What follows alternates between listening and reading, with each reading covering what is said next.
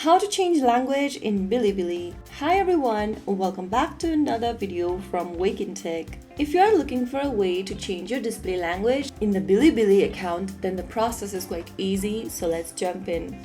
Today in this video, we are using the web browser. Open a web browser and type in bilibili.tv and search. Once you're inside the home section of bilibili.tv, go to the upper right corner and make sure that you're logged into your account. If you haven't already, make sure you sign in. Once you're logged into the home page of Bilibili, go ahead and mouse over to your profile avatar at the top right corner and click on Language option. Now, select your language from the menu you want to change to.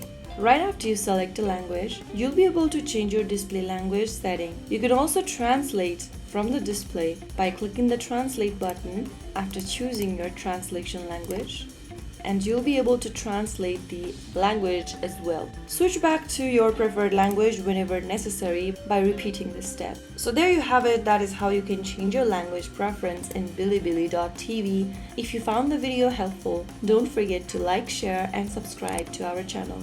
I will be back again in the next video. Thank you for watching.